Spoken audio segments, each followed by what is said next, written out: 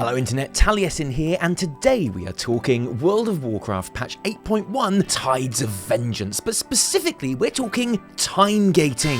Oh no, holy shit, I said it, I said the bad word, I'm sorry, I really am, because it's one of those phrases that you can happily drop into any conversation with, like literally anyone, to instantly turn that pleasant interaction into a deadly toxic mess. Like, you know, you're chatting to your gran and she's all like, here's 50p for an ice cream. You're like, thanks gran, what do you think about time gating in WoW? And she'll be like, F you dick, stay and get your own stupid ice cream, I'ma keep my 50p, I wish you'd never been born. Because she's just so angry that she even heard that word, because there's one thing everyone seems to agree on right now. Time gating is probably the most evil thing that has ever happened in the history of WoW, even if not everyone can always totally agree on what time gating actually is. So for example, patch 8.1 launches on December the 11th, but the new raid, Battle of Dazar'alor, won't be available until January. Is this time gating, or is it, you know, content having a release date that isn't the same day as some of the other content? It's difficult to know, and if you don't know what's evil time gating, how will you know if you're allowed to like it or not? Well, don't worry fam, that's what this video is here to tell you, because no, not all of the features of 8.1 will be there from the start, with nearly all of the content falling into three main categories: Day 1, Season 2, which is January sometime, and even later than that. Which, to be honest, is just as likely to end up being 8.15, so join us as we reveal what will be happening when in 8.1 and discover what is and what isn't time gated in World of Warcraft Tides of Vengeance, okay?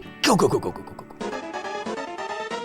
Let's start at the beginning and the new juicy fun times that Ian Hassel-Costa Claus will have left under the tree for you to unwrap on the morning of December the 11th. To begin with, you're going to have a whole bunch of quality of life changes going live, such as account-wide reputations, which, like that present you thought might be a Pokeball controller for your Switch but turned out to be an orange, might not be everything that you'd hope for, but is still very good for you. What it doesn't mean is that all of your alts will be exalted with Talanji's expedition just because your main is, but rather that credit towards achievements like 100 exalted reputations will be shared among your whole gang. It's going to help your transmogging too, because loads of those cool weapons and tabards that your other toons can't use at the moment will only have rep requirements to buy and not to use. So if you have an appearance on one character, you have it on all of them. This is also going to be the case with your Champions of Azeroth rep. If you've unlocked those necklace upgrades on one character, Magni is going to be dishing them out basically to anyone else who asks in 8.1, proving once and for all that he is a total diamond geezer. But yeah, anyway, I hope you haven't been grinding that shit on multiple alts, because you don't need to now. Yay! Another account-wide improvement, even if it's faction-specific, is flight paths. Buy a map from your 7th Legion or Honor-Bound vendor on your main and send it to your alts so they will automatically unlock every flight path and outpost that you've already earned, so they don't have to walk to every world quest like a scrub. A snip at 100 gold. And speaking of alts, leveling one of those little fellas is about to get a whole lot more user-friendly too. The amount of XP that you need for each level, right up to 120, is being reduced by various amounts, with the biggest nerf happening around the dreaded 60 to 70 range. So when you're pretending to your friends that you've leveled your new character properly instead of buying a boost, which is obviously what you actually did, then you can talk about how much easier it is now, and you'll sound totally legit. You're welcome. There's also a new elixir that can be bought with service medals, more on those in a minute, an XP buff from doing incursions, more on those in a minute, and new heirlooms, which are going to help take some of that leveling weight off too. Class balance changes may not feel like a quality of life improvement to you, but if you're saying that, it's probably because you're not a shadow priest, prop warrior, or basically any type of shaman, all of whom are actual real classes that I promise you can still play in the game, and all of whom have been sitting waiting patiently for 8.1 in the hope that when it goes live, they won't get instantly laughed out of raid pugs anymore. Tides of Vengeance is bringing a pretty broad round of changes to loads of classes, and if you're really lucky, you might even find the GCD has been shaved off another ability or two. If you want to know specifically how your favourite spec is going to fare going forward, well, you'll just have to watch the videos on the subject that we haven't made yet, but which we definitely will, because honestly, when have we ever let you down on the class guide? Okay, maybe don't answer that question. And I know what you're thinking. You're thinking, well, Taliesin, that's all very well and good, and yes, some of that sounds useful and welcome, but none of it really counts as content, does it? Where's the good stuff, the actual red meat that I can play? Well, there's new Paragon reputations, which, okay, so you know the Paragon reps in Legion? The ones where if you were exalted with an endgame reputation, you could keep on filling up the bar for a chest, which may or may not contain a cool cool mount. Yeah, it's literally exactly the same as that. But oh wait, there is one difference. You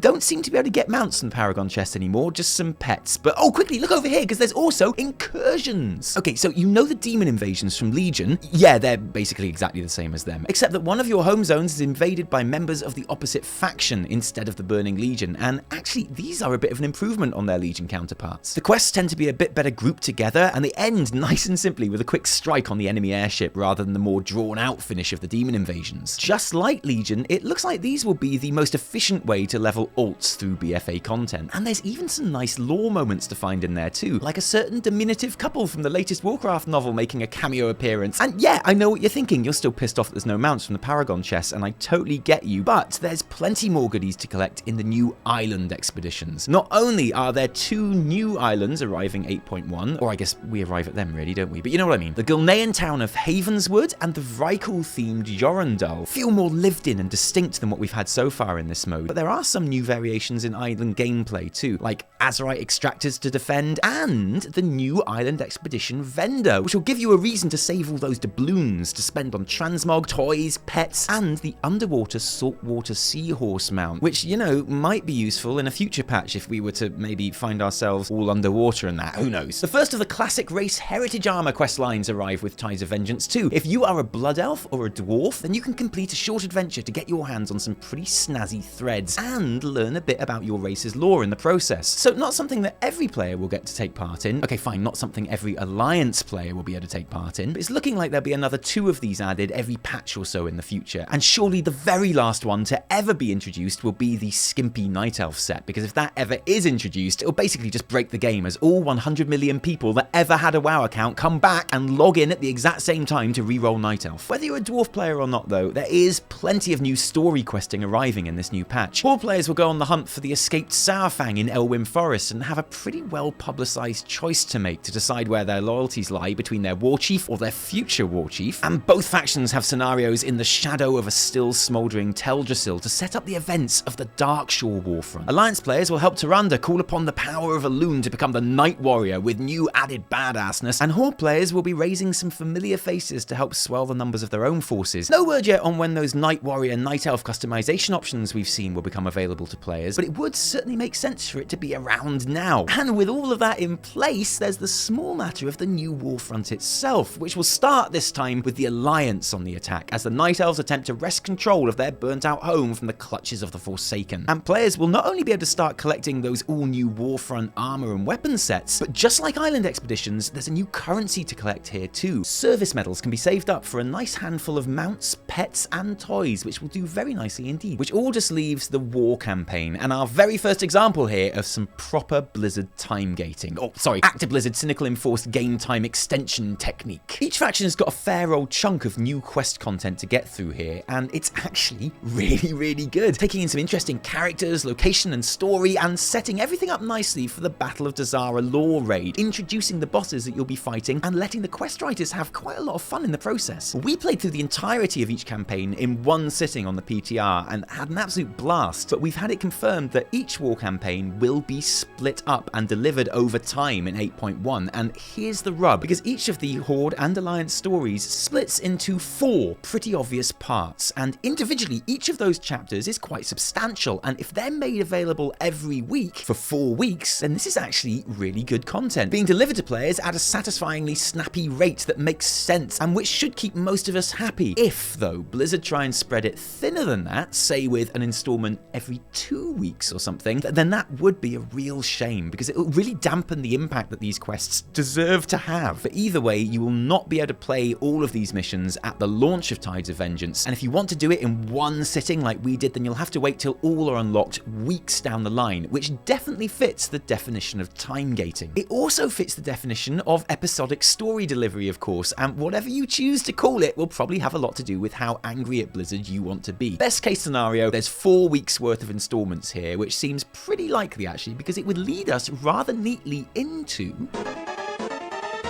Battle for Azeroth Season 2 begins in January at some point, and the smart money would seem to be on the 8th or 15th, and with it, the second phase of Tide of Vengeance's content, and this is where arguably the real meat of the patch can be found, mostly in the form of the new raid, Battle for Dazar'alor. A raid notable as much for its premise as anything else, as the main antagonist for players entering the instance is the other faction, the Horde and Alliance having a different experience throughout the fights, although nowhere near as different as some of us first thought or speculated. It's still a really exciting idea that could still go terribly, terribly wrong, especially when Alliance players all flat out refuse to fight Jaina Proudmore as the raid's final boss, and have actual sit-in protests on her boat rather than harm seriously like a single hair on her precious, precious head. And yes, I know they'll be playing through a flashback and be changed to Horde characters with Horde racials for the sake of lore, but all the arcane torrents in the world aren't going to make me happy about hurting my second favourite girl, okay? The word from people who have done proper testing on this raid so far is that it's actually proper good with some really innovative boss design, and if that turns out to be the case, then all of these things could combine to make it one of the more memorable raids in WoW history, which is great, obviously. And the opening of Dazar'alor will also see the arrival of another major new feature of the patch, the changes to Azerite traits and the long-anticipated 5th Azerite ring, the intention of which is to give players a lot more options in their trait choices and a lot more opportunity to get their best traits. And those traits themselves have also had a rework, supposedly to be a lot more interesting and impactful, especially the spec-specific options. Now, we're not sure if Blizzard have really succeeded in solving the problems that they claim to be trying to fix here, which we'll explain more in the weekly reset, but one thing is certain: Azerite armor is going to be a major talking point for everyone again come January, and you're really going to regret completely neglecting your Heart of Azeroth for the last 2 months, because I know I do. I feel like a total idiot right now, to be honest. Hey, what am I supposed to do? Grind islands all day? F that for a game of soldiers. Now, obviously, Azerite armor, and indeed all of the other loot that's dropping from the Battle of Dazar'alor, is going to be a full tier higher in item level than anything that's in game right now. And as such, Season 2 is also going to be when the item level of loot from Warfronts, emissaries, and most importantly, dungeons and Mythic Plus will be raised accordingly to fit. And if Mythic Plus is your bag, then you're going to want to know about the Season 2 affix, Reaping. With Battle for Dazar'alor having a pretty strong death theme running through it, this affix causes all previously defeated enemies to rise from the grave and attack the player every 20% of dungeon progress, and will probably require groups to really control when they hit those progress markers so that floods of risen enemies arrive at the least awkward times. It's potentially absolutely ridiculous, and you know how I love absolutely ridiculous, so count me in, I'm a fan.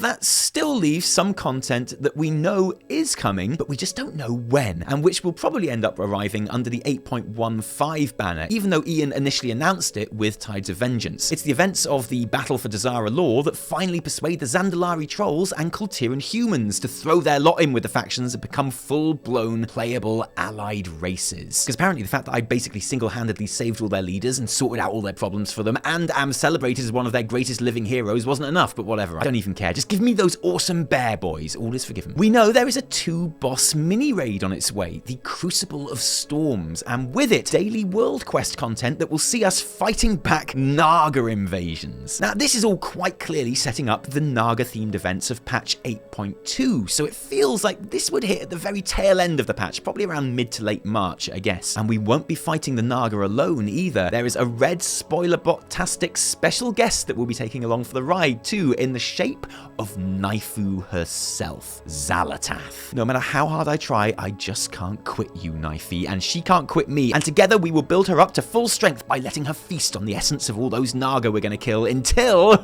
well, you'll just have to wait and see, but it's good though. Oh, it's so good. Everything we know about the Crucible of Storms and the Naga invasions are purposely vague at the moment. I've got a feeling that we'll be getting an Ian Has a Costas stream reveals special sometime after Dazar'alor has launched to fill us in on all the hot details. And there we have it. Tides of Vengeance and the order of events. And as we've seen, the rollout of 8.1's content is already facing strong criticism for the time gating that it employs, but now we've laid it all out, how much time gating is there? I mean, there's the war campaign being spread out over a number of weeks, which is undeniable, even if a lot of how that works out is going to have to do with just how much they separate those quests apart, because this is definitely not going to be the Broken Shore debacle of one quest a week for 12 weeks until you don't even care about the raid anymore. I think it's going to remind you a bit more of how how Argus panned out. And if I had to put money on it, I'd probably bet on it coming in 4 installments. And if that turns out to be true, I actually think it's a pretty good way of delivering those 4 very distinct chapters. I don't actually mind time gating when it's done like that. I mean, the raid is coming out when it's coming out. The war campaign isn't there to drag out the time so we can't enter the raid straight away. It's there to fill the time between now and the raid, where otherwise there'd be nothing at all. To be honest though, it's hard to identify any other actual examples of the dreaded time gate here. I mean, Dazar'alor won't open until a month after the patch hits, but something isn't time gated just because it comes out later, and no one seriously wants the world first race to start in the same week that class changes go live. Have a heart, that'd be a massacre. And it makes sense that Azerite changes and item level upgrades from other content don't hit until the raid opens, because, well, they're only going up to bring them into line with gear that drops in the raid in the first place. I guess we could say that the new allied races are time gated, and yeah,